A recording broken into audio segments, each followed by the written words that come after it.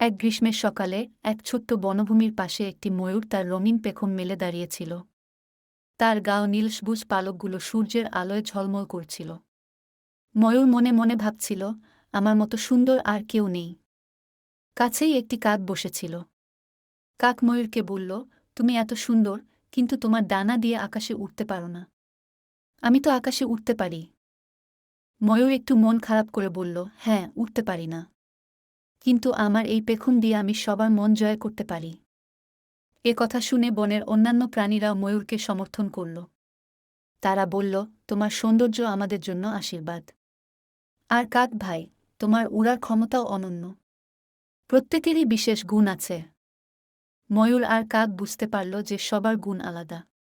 তারা বন্ধু হল এবং একসাথে বনভূমিতে আনন্দ করতে লাগল।